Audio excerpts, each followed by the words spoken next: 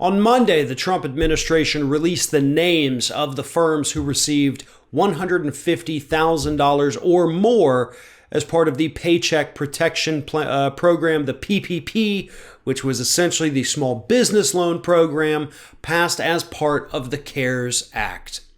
And what was discovered as groups and journalists and individuals are digging into who these companies are, because sometimes it's not completely clear, what we've discovered is that a lot of Trump's friends, his family, other members of Congress, their families, they all seem to really cash in with these low interest rate loans that the CARES Act provided through the PPP. You know, originally, talking about these stories, it was the big corporations. Remember the ones that snuck in there, your Shake Shacks that came in, took millions from the program, got publicly shamed to the point where they gave the money back. And then it, ran out of money because you had so many publicly traded companies, big businesses that came in and took all the money. They did it through their little shell companies. They didn't give it back, so Congress had to pass even more money. And then Congress decided to dip their toe in the pool as well.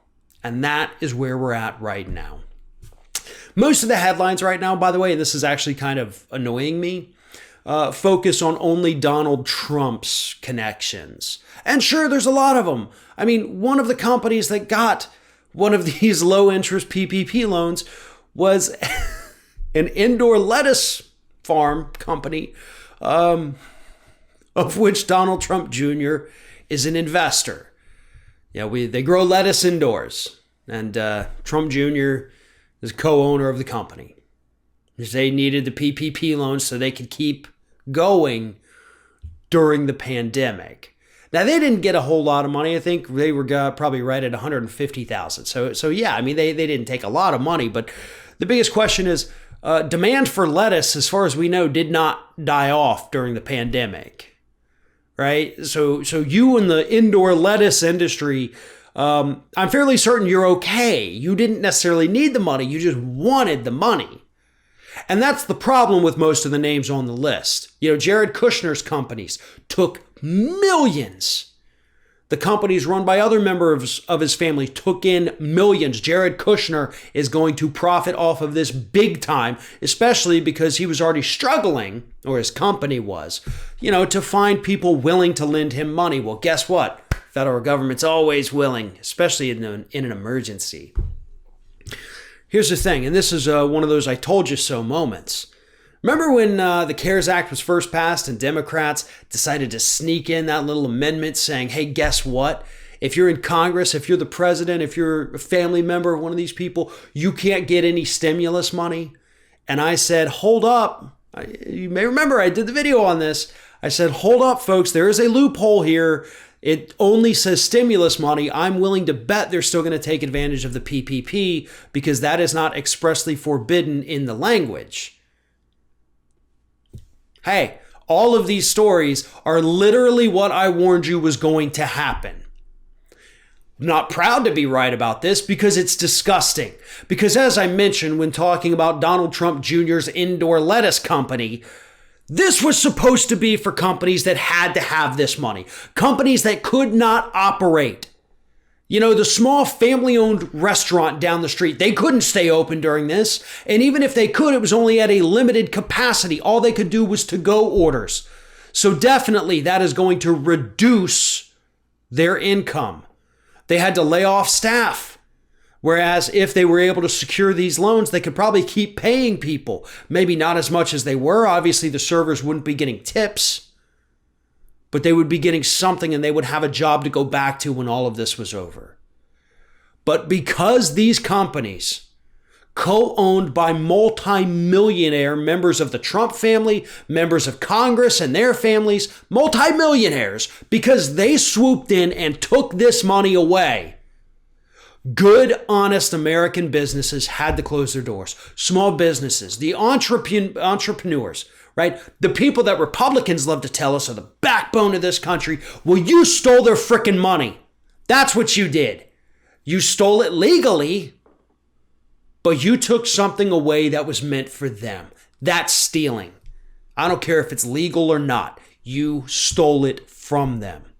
And again, it's not just Trump Jr., it's not just Jared Kushner, although Kushner is one of the biggest offenders. Devin Nunes got money for his winery. Nancy Pelosi, her family firm, got lots of money from this too. There's plenty of other Democrats, not even at the national level, some at the state level, who got lots of money for their family-run businesses through the PPP program. There's Elaine Chao, Secretary of Transportation, wife of Mitch McConnell. Her family's transportation company secured quite a bit of cash off these PPP loans. And that was the point, folks. It's not just about the fact that, oh yeah, it's a business. This is a loan program. Let's get money. This money was designed to keep small businesses afloat.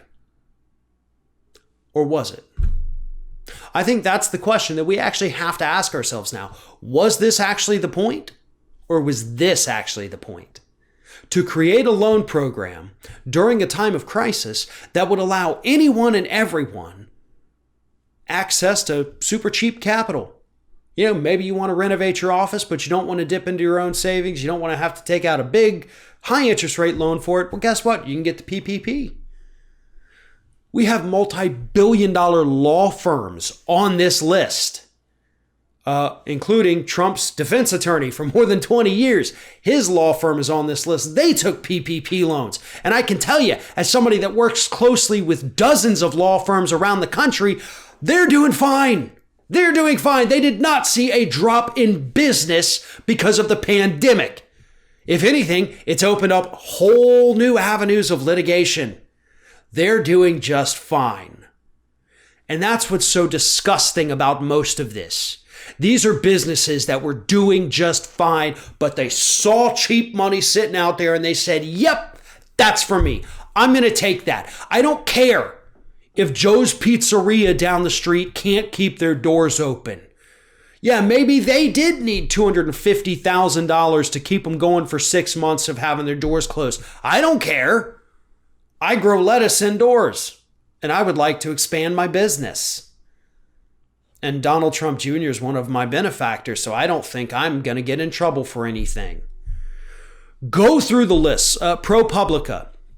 Go to the website, ProPublica.org. They have done a phenomenal job of laying this out, of going through, naming the names and showing the people.